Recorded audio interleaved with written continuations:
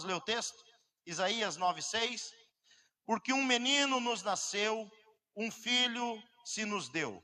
O governo está sobre os seus ombros, e o seu nome será Maravilhoso Conselheiro, Deus Forte, Pai da Eternidade, Príncipe da Paz. Mais uma vez.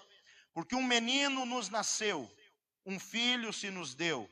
O governo está sobre os seus ombros, e o seu nome será Maravilhoso Conselheiro, Deus Forte, Pai da Eternidade, Príncipe da Paz. Amém? Vamos orar. Senhor, nós te louvamos.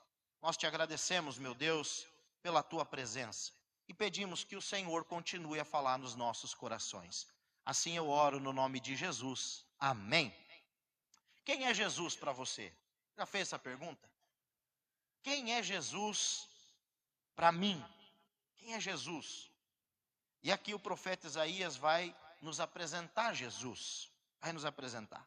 Sem sombra de dúvidas, irmãos, a título de introdução, para a grande maioria dos habitantes do planeta Terra, essa é a época mais importante do ano.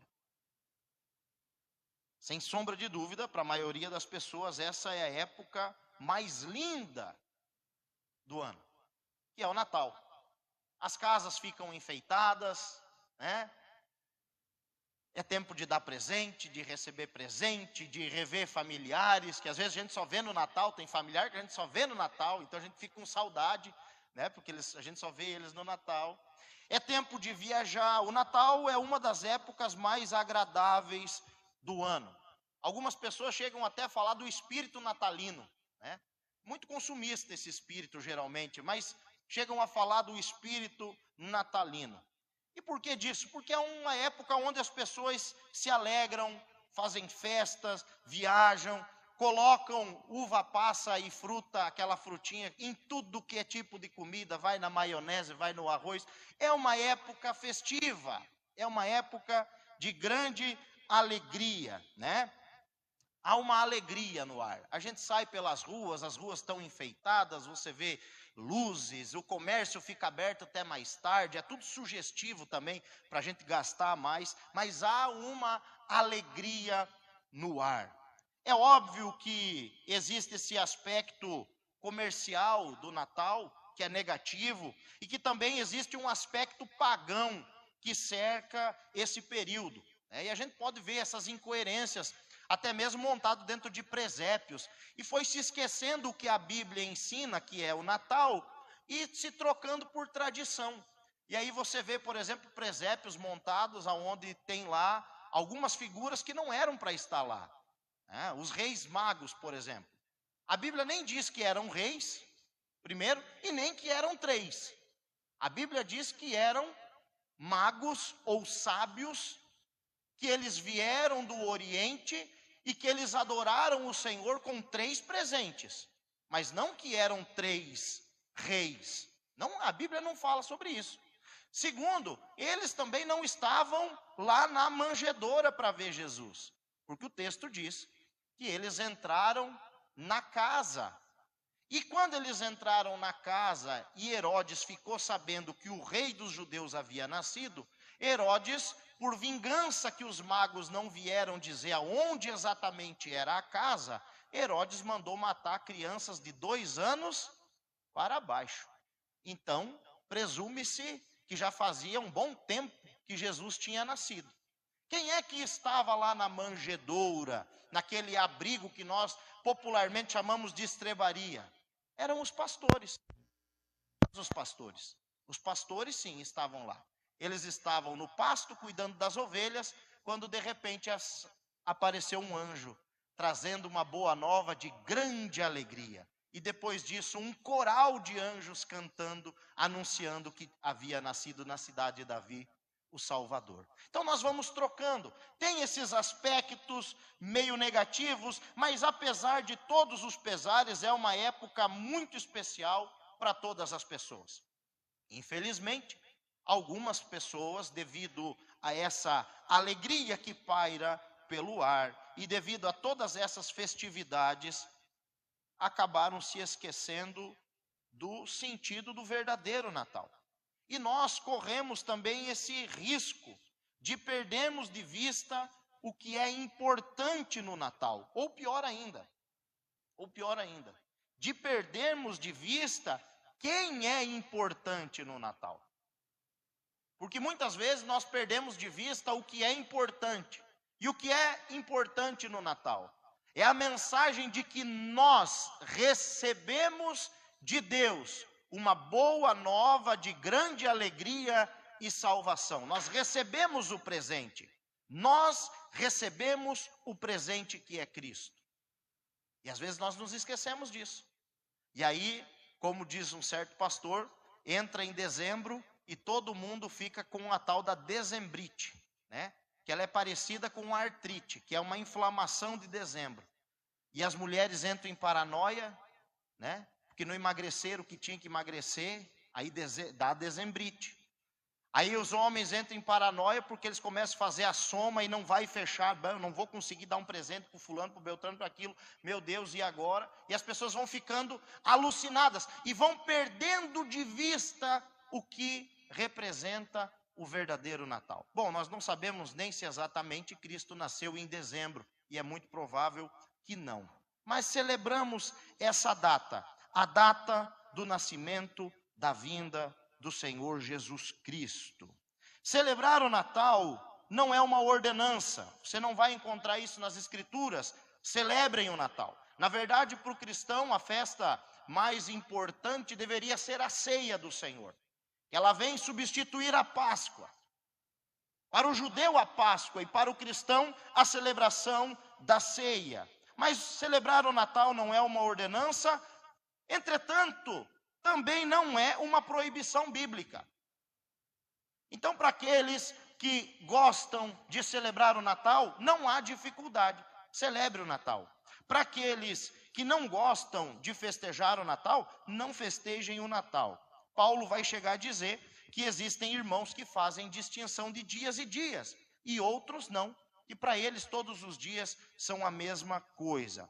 O que nós devemos fazer então é celebrar com alegria, mas celebrar à luz da perspectiva bíblica.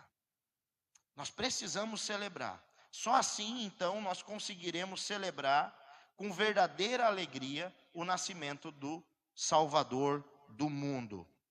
Bom, meus irmãos, a Bíblia, ela é tão incrível que muitas vezes as pessoas desconhecem e elas pensam que Jesus entrou na história.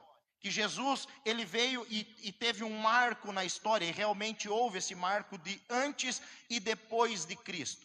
Mas quando nós olhamos um pouquinho de fora, nós vemos que a história foi preparada propositalmente para a chegada de Cristo. Entenda, Cristo é o personagem central de tudo. E tudo que existe, está lá em João capítulo 1, versículo 3. Tudo que existe só existe porque foi feito por meio dele. E sem ele nada teria sido feito. Absolutamente nada. E nós vamos compreendendo algumas coisas. Por exemplo, nós vemos que lá em Gênesis, capítulo 3, versículo 15, Deus lá no Éden anuncia a vinda de Jesus Cristo. O nascimento do seu filho. Da semente da mulher. Nascerá virá que lhe esmagará a cabeça.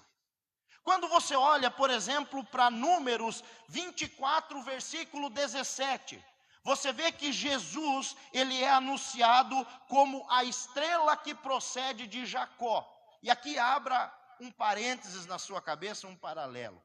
Até mesmo Daniel, propositalmente foi levado para a Babilônia pela permissão divina. Daniel cresceu e prosperou na Babilônia, fez discípulos, recebeu muitas profecias, e nós temos um livro dele aqui nas Escrituras Sagradas.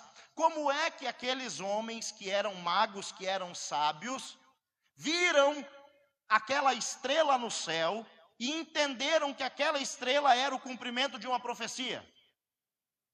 Por conta dos escritos de Daniel, que passou muito tempo preso na Babilônia. Tudo foi preparado. E quando aqueles homens, que é traduzido como magos ou sábios, eles veem essa estrela no céu, que é uma estrela diferente, eles analisam o que foi escrito, as profecias de Daniel, Números 24, 17, e diz lá que o Messias seria como uma estrela, anunciaria o nascimento do Messias. Esses homens falam, pronto. Esse evento astronômico aconteceu. E então Jesus nasceu. Eu sei que muitas vezes a gente pensa, e até em teatro a gente faz isso, eu já vi acontecer, e aí pega uma criancinha, pendura um barbante no dedo dela, uma estrelinha na ponta, e a estrelinha sai andando no meio de todo mundo, guiando os magos. E não é isso que aconteceu. A Bíblia diz que essa estrela apareceu no céu. Esses homens que mapeavam as constelações, mapearam, fizeram um mapa, e andaram, assim afirmam os estudiosos, mais de 1000 quilômetros, deserto adentro. Por isso que quando eles chegam, eles entram em uma casa, e não lá na estrebaria, aonde está o menino. É por isso que quando eles chegam, e Herodes vai pedir para eles precisamente, está lá em Mateus, precisamente quando apareceu a estrela, e eles falam precisamente quando eles viram a estrela, Herodes vai mandar matar crianças de 2 anos para baixo. O interessante, irmãos, que da onde Herodes estava até onde Jesus Cristo nasceu, dava 10 quilômetros. Esses homens caminharam mais de 1000 quilômetros para ver o Senhor. Mais de 1000 quilômetros. A profecia de Isaías 7,14 vai anunciar que Jesus nasceria de uma virgem. E ele diz assim: portanto o Senhor lhes dará um sinal, eis que a virgem conceberá e dará à luz um filho e lhe chamará Emanuel. Por meio de Miqueias, Deus anunciou que o seu filho nasceria em Belém. Miqueias capítulo 5, versículo 2, e você, Belém, Efratá, que é pequena demais para figurar como grupo de milhares de Judá, de você sairá aquele que há de reinar em Israel, e cujas origens são desde os tempos antigos, desde os dias da eternidade. Por isso que o seu nome é Pai da eternidade. De Gênesis até Malaquias, nós vamos encontrar profecias precisas, como essa que eu li para vocês aqui, sobre o nascimento de Jesus. O Novo Testamento inteiro é o cumprimento de todas essas profecias, que podemos resumir em um versículo apenas, João 1, versículo 14, e o verbo se fez carne e habitou entre nós, cheio de graça e de verdade, vimos a sua glória, glória como do unigênito do Pai. A Bíblia fala sobre Jesus, ele é o centro das Escrituras e tudo aponta para ele, tudo aponta para ele. Jesus não é o plano B. Não é porque deu errado no Éden, Deus coçou a cabeça e falou, puxa vida, filhão, agora você vai ter que ir lá, descer porque deu zebra, não deu certo. Não, tudo aponta para Jesus, tudo. As profecias falam sobre ele, e essa é mais uma delas. Disse o profeta, porque um menino nos nasceu, um filho se nos deu. Sabe quando Isaías profetizou isso? 700 anos antes do nascimento de Jesus. 700 anos antes de Jesus nascer, Deus, por intermédio do seu profeta Isaías, anunciou a chegada do seu filho unigênito ao mundo. A sua chegada é destacada com grandeza, com a grandeza e o poder do seu reino. E a profecia continua, porque um menino nos nasceu, um filho se nos deu, o governo. Talvez na sua Bíblia esteja aí o principado, ou seja, a autoridade está sobre os seus ombros. Ele é anunciado na eternidade. E o seu governo é um governo de autoridade. Jesus Cristo é o único capaz de trazer paz através do seu governo. Todos os governantes da terra, irmãos, almejam a paz. Todos os governantes, tanto os da antiguidade como os da atualidade, eles almejam a paz. Contudo, o máximo que eles conseguem é algum período de paz. E essa paz é diluída com guerras, com ameaças, com crises, sejam elas financeiras ou uma pandemia. A paz é abalada com qualquer tipo de coisa.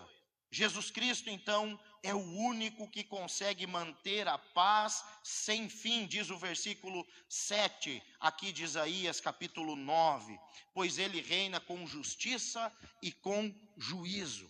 Como é que ele mantém essa paz? Porque ele é o Senhor dos exércitos, e a sua paz é desde agora e para sempre. Mas a profecia continua, e o seu nome será, porque um menino nos nasceu, um filho se nos deu, o governo, ou seja, a autoridade está sobre os seus ombros, e o seu nome será. Que maravilha! Quando nós olhamos para a Escritura, no capítulo 7, versículo 14, Isaías vai dizer que a virgem lhe conceberia um filho, e o nome dele seria Emanuel. Nós vemos o cumprimento dessa profecia em Mateus capítulo 1, versículo 22 e 23. Ora, tudo isso aconteceu para se cumprir o que foi dito pelo Senhor por meio do profeta. Eis que a virgem conceberá e dará à luz um filho, e ele será chamado pelo nome de Emanuel, que significa Deus conosco. A profecia de Isaías, então, fala sobre o nascimento de um menino que seria tão glorioso, que a descrição dele não cabe em um único nome. Olha o que diz o texto: porque um menino nos nasceu, um filho se nos deu, o governo está sobre os seus ombros, e o seu nome será. E aqui o profeta vai usar 4 nomes adjetivados, 4 títulos, 4 nomes compostos para caracterizar, para personificar a vinda do nosso Senhor Jesus Cristo ao mundo. É preciso que a descrição seja feita através de títulos, de nomes adjetivados. Isaías apresenta então 4 atributos que estão ligados ao Messias. Cada nome desse, anunciado pelo profeta, aponta uma característica do Senhor Jesus Cristo, desse menino que nasceria e seria a salvação, não apenas daquele povo, não apenas dos judeus, mas ele seria a salvação do mundo inteiro, de toda a humanidade. Porque um menino nos nasceu, um filho se nos deu, o governo está sobre os seus ombros, e o seu nome será Maravilhoso Conselheiro, Deus Forte, Pai da Eternidade, Príncipe da Paz. O que é Jesus Cristo para você? Quem é Jesus Cristo para você? E o profeta vai dizer que ele é, em primeiro lugar, maravilhoso conselheiro. Quando nós olhamos para o Antigo Testamento, nós encontramos várias vezes a figura muito conhecida do conselheiro. Principalmente quando o rei era jovem, ele se cercava de conselheiros mais velhos. E nas decisões difíceis do seu reinado, esse rei, esse monarca, ele recorria aos seus conselheiros. Ser um conselheiro, logo, é sinônimo de sabedoria. Mas Jesus não é apenas um conselheiro. O profeta vai dizer que ele é maravilhoso conselheiro. Ele é um maravilhoso conselheiro. Ele está acima de qualquer pessoa inteligente. Ele tem o maior QI. Os seus ensinamentos são perfeitos. Por quê? Porque não existe sequer um erro. Não existe um erro nos seus ensinamentos. A sabedoria de Cristo, irmãos, está presente em todas as Escrituras. Veja que o profeta vai dizer em Isaías 11:2: repousará sobre ele o Espírito do Senhor, o Espírito de sabedoria e de entendimento, o Espírito de conselho e de fortaleza, o Espírito de conhecimento e de temor do Senhor. Qual é o tipo de sabedoria que Jesus Cristo tem? Será que é uma sabedoria do Google? Ou dos mais antigos da barca? Que sabedoria é essa? Que enciclopédia é essa? E aí o profeta diz: repousará sobre ele o Espírito do Senhor. O espírito de sabedoria, de entendimento, o espírito de conselho, de fortaleza, o espírito de conhecimento e de temor do Senhor.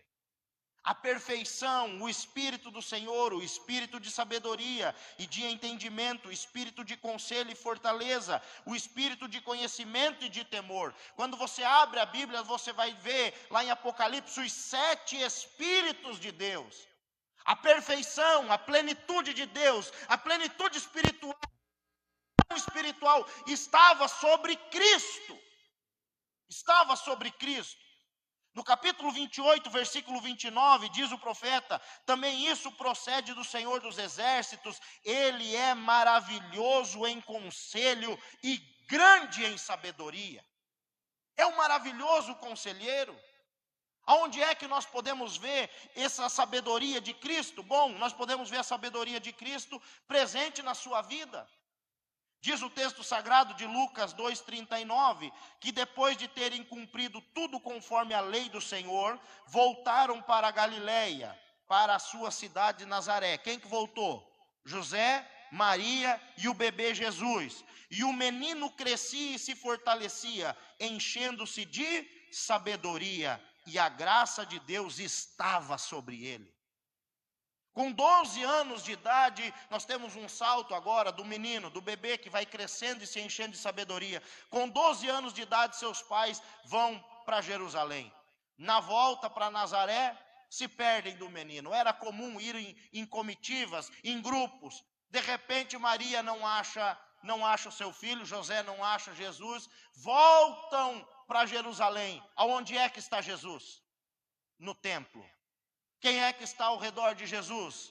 Os mestres da lei. E diz o texto sagrado que eles ficaram encantados com as perguntas que Jesus fazia e com as respostas que Jesus Cristo dava com 12 anos de idade. Versículo 52 de Lucas capítulo 2 diz assim: e Jesus crescia em sabedoria, estatura e graça diante de Deus e dos homens. E mesmo assim, leia Lucas capítulo 2 e você vai ver que mesmo tendo toda essa sabedoria, ele se submetia aos pais. Está escrito lá. Em segundo lugar, a sabedoria estava presente nos ensinamentos de Jesus. Não apenas na vida, no desenvolvimento, ele se desenvolveu em sabedoria.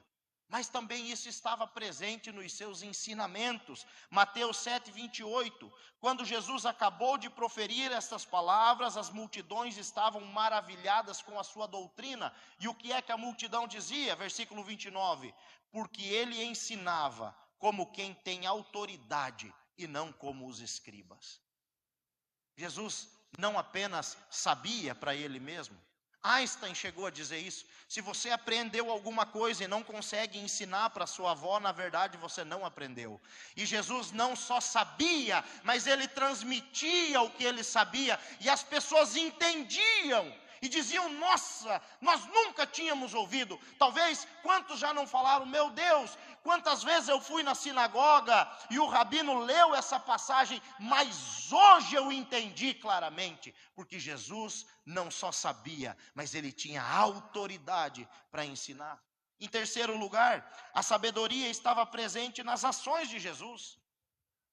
Jesus não só cresceu em sabedoria, Jesus só não ensinava com sabedoria, mas ele agia com sabedoria. E isso é muito legal, porque a sabedoria de Jesus, em certas situações, em saber lidar com algumas situações, o livrou de muitas ciladas.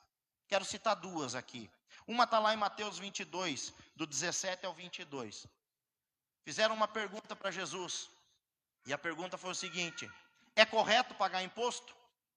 E essa pergunta, parafraseando, era uma pegadinha, porque se Jesus falasse que não era correto pagar imposto, eles iam correr para os romanos e iam dizer: está vendo lá, tem um sonegador.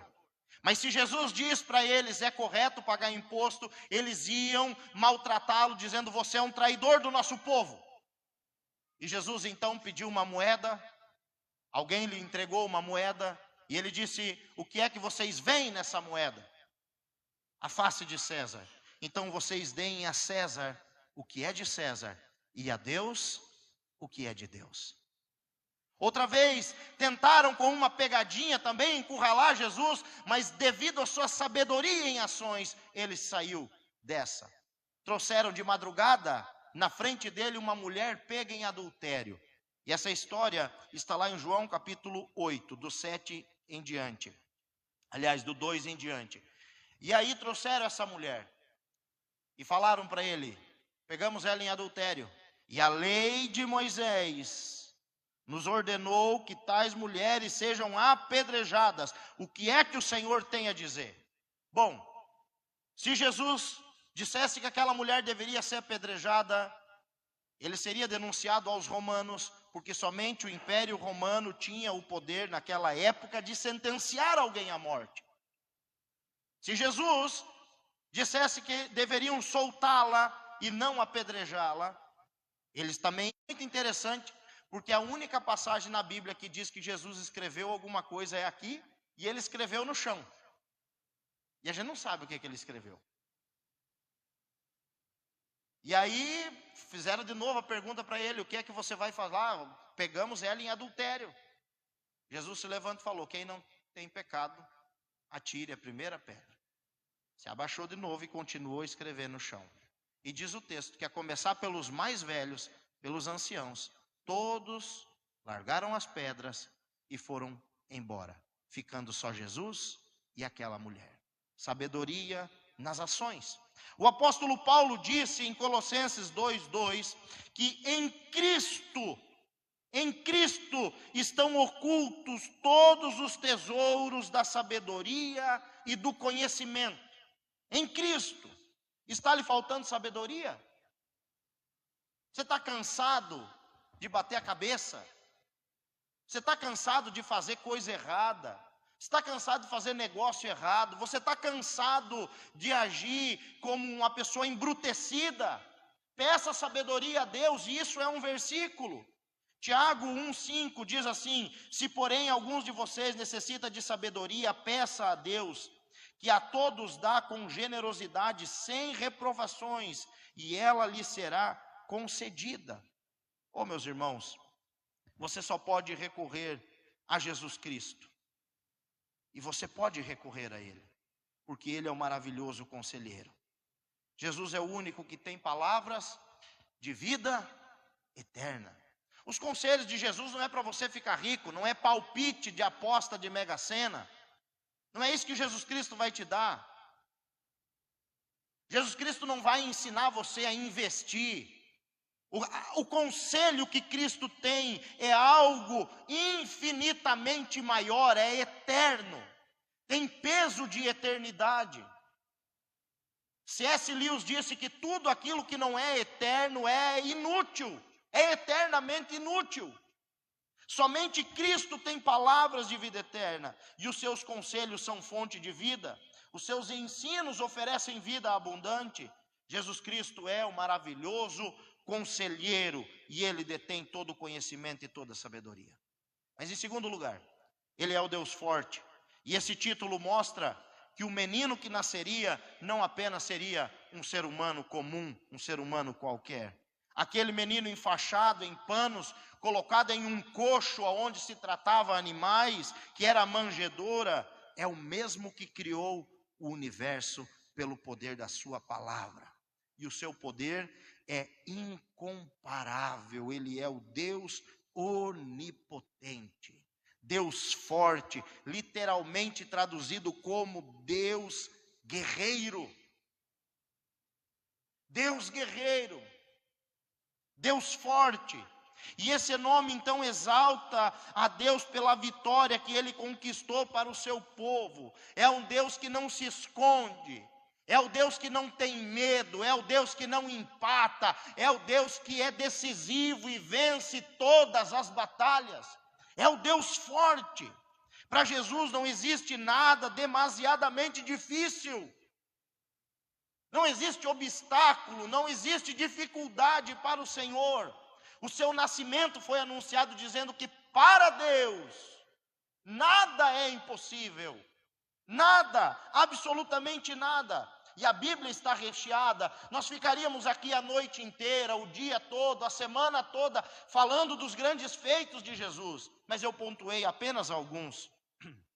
A Bíblia vai dizer que ele é onipotente. No princípio era o Verbo, e o Verbo estava com Deus, e o Verbo era Deus. O que é que esse Verbo fez? Transformou água em vinho. O que é que o Verbo fez? Ele andou sobre as ondas do mar. Jó escreveu que somente Deus pode caminhar por cima das águas. O que é que ele fez? Ele acalmou a tempestade, ele acalmou o mar. E todos ficaram encabulados, dizendo: quem é este que até o vento e o mar lhe obedece? Ele limpou os leprosos. Em Lucas capítulo 17. Em Lucas capítulo 17, ele limpou os leprosos. E a Bíblia diz que de uma vez só, ele curou 10 leprosos. De uma única vez, Jesus Cristo curou 10 leprosos. Note que não há nenhum problema para Jesus, nenhum número, 1, 2 ou 10. E a sua autoridade era assim também com relação aos demônios. Ele expulsou um demônio na vida de uma criança, e esse espírito maligno, ora jogava aquele menino no fogo, ora jogava aquele menino na água. Com a mesma autoridade ele expulsou uma legião de demônios, que foi para uma multidão de porcos. Ele não precisava gritar, ele não precisava acender vela, simplesmente ele dava uma palavra de autoridade. A Bíblia diz que ele curou os enfermos e doenças de todos os tipos entre o povo, Mateus 4:23. A Bíblia também vai dizer sobre alguns feitos de Jesus, como por exemplo, ele ressuscitou os mortos. E aqui é muito interessante, Qual é o poder maior da morte, né? Por exemplo, a filha de Jairo fazia talvez alguns minutos, no máximo algumas pouquinhas horas, que estava morta. Jesus entrou na casa, falou: olha, fiquem quietos, vocês não vão participar disso aqui. Entrou com os seus discípulos e a menina voltou à vida. Mas diz o texto também sagrado, que Jesus estava indo e chegando em uma vila chamada Naim. E aí estava vindo uma viúva com um cortejo fúnebre, seu único filho, provavelmente morto já há um dia e pouco, 24 horas. E Jesus tocou no esquife e deu uma ordem à morte. Aquele jovem levantou como se nada tivesse acontecido e continuou a falar com a sua mãe. Algumas horas, um dia, mas Jesus também ressuscitou alguém que estava há 4 dias morto. Não há limites para o poder de Deus. Não há limites, Ele é o Deus forte. Mas pastor, mais do que isso, sim, mais do que isso. Ele próprio ficou 3 dias no ventre da morte, e esse foi o sinal. Por isso muitas vezes nós pedimos: Senhor, nos dê um sinal, nos dê um sinal. E Jesus disse: geração incrédula, não será dado para vocês outro sinal a não ser o de Jonas.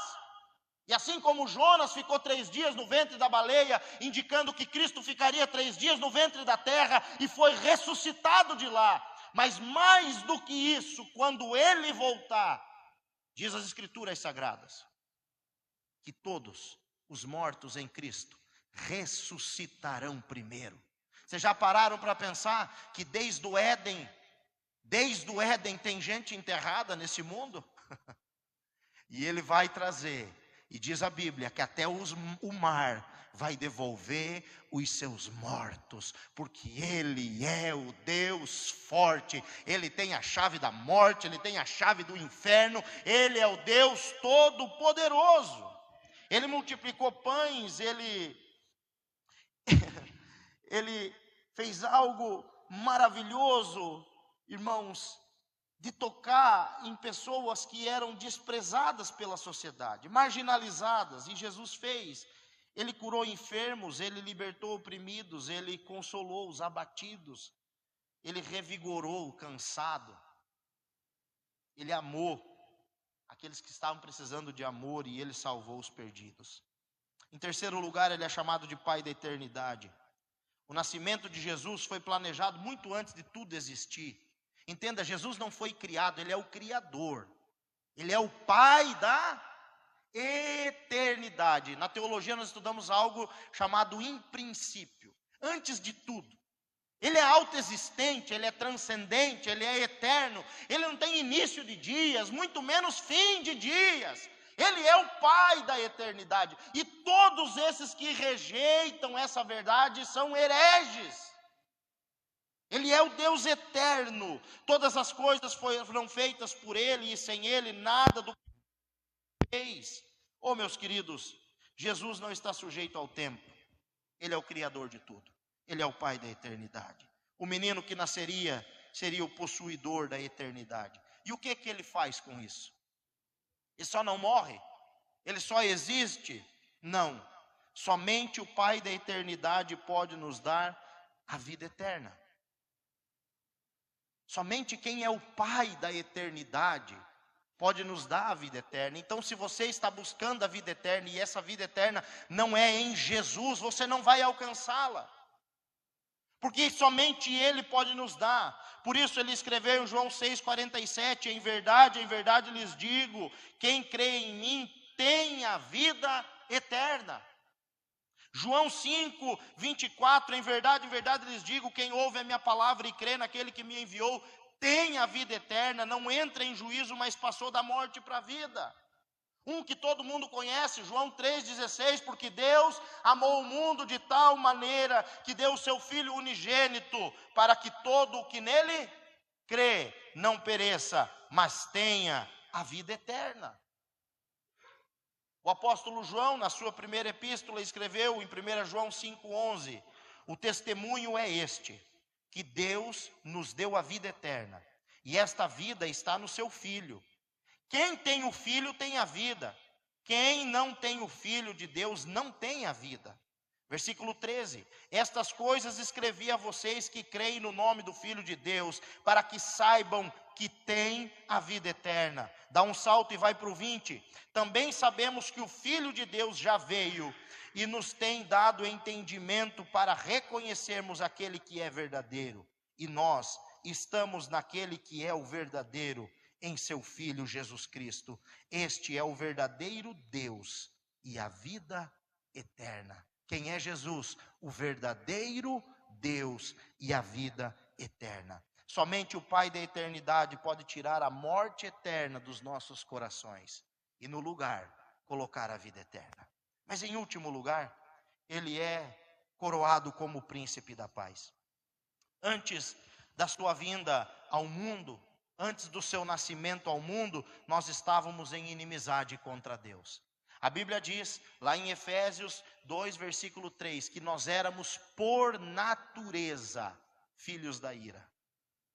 Por natureza, filhos da ira.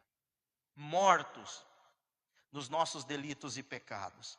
Em Romanos 5,10, diz o seguinte, nós éramos inimigos de Deus, mas Ele nos tornou seus amigos por meio da morte do seu Filho. E agora que somos amigos de Deus, é mais certo ainda que seremos salvos pela vida de Cristo. Nós éramos inimigos, mas Cristo evangelizou a paz aos nossos corações. A morte de Cristo naquela cruz, o reinado de Cristo, o reino da paz, o reino da reconciliação, chegou com o nascimento de Jesus. E é isso que nós comemoramos no Natal. Jesus veio ao mundo para anunciar paz aos homens. Esse foi o cântico entoado pelos anjos, lá em Lucas 2,13. E de repente, apareceu com o anjo uma multidão do exército celestial, louvando a Deus e dizendo, glória a Deus nas maiores alturas e paz na terra entre os homens, a quem Ele quer bem. Oh, meus irmãos, Jesus veio ao mundo para trazer a paz. Mas Jesus veio ao mundo para fazer a paz com o seu sangue na cruz. Ele é a propiciação. Só por meio dele o mundo pode conhecer a verdadeira paz. Tudo que o mundo prega aí de paz não é paz, é omissão. Paz, na visão na visão do cristianismo, não é a ausência de luta. No mundo vocês terão aflições. Você vai ter paz quando você for para o céu, irmão. Essa paz, essa ausência de luta. Aqui na terra, paz é ter Cristo no seu coração. É uma certeza inabalável de que Ele está junto contigo. E seja qual for a situação, Ele está conosco. Jesus é aquele, então, que nos reconcilia com Deus e que nos dá a paz. Uma paz com Deus e também a paz de Deus. Eu gostaria que você abrisse sua Bíblia em Efésios 2. E você lesse, acompanhasse comigo a leitura do versículo 14 ao 19. Efésios 2, do 14 ao 19 diz assim: porque Ele é a nossa paz. De dois povos Ele fez um só, e na sua carne derrubou a parede de separação que estava no meio, a inimizade. Cristo aboliu a lei dos mandamentos na forma de ordenança, para que dos dois criasse em si mesmo uma nova humanidade, fazendo a paz. E reconciliasse ambos em um só corpo com Deus, por meio da cruz, destruindo a inimizade por meio dela. E quando veio, Cristo evangelizou paz a vocês que estavam longe, e paz também aos que estavam perto. Porque por meio dele, ambos temos acesso ao Pai, em um só Espírito. Assim, vocês não são mais estrangeiros e peregrinos, mas concidadãos dos santos e membros da família de Deus. Essa é a missão do príncipe da paz. A reconciliação do homem e Deus. Ele trouxe paz. Nós éramos inimigo de Deus. Mas por meio da vida do príncipe da paz, hoje nós temos paz com Deus, por causa do sacrifício de Jesus Cristo. Quem é Jesus para você? Bom, para encerrar, você que está nessa vida andando errante, sem rumo, talvez batendo a cabeça aqui e acolá, como diz o provérbio, dando murro em ponta de faca, quebrando a cara, fazendo coisas erradas, você precisa do maravilhoso conselheiro na sua vida. Você precisa de direção. E Jesus Cristo tem a direção para o seu coração. Talvez você esteja vivendo um problema que parece insolucionável. Você pode dizer assim: pastor, eu já não tenho mais nem força. Eu já até desisti. Eu cansei de lutar. Nessas horas, nós precisamos do Deus forte. Porque para Ele não há nada impossível. Ele entra, e Ele entra para decidir. Ele entra para resolver. Muitos estão aí, celebrando, comemorando, vivendo, casando, dando-se em casamento, e perderam de vista da sua vida o que é mais importante nessa vida, que é a eternidade. E a eternidade é decidida aqui, entre o berço e a sepultura. Não tem como decidir depois. A eternidade se decide aqui. E nós precisamos, irmãos, não perder de vista o que mais importa na nossa vida, que é a vida eterna.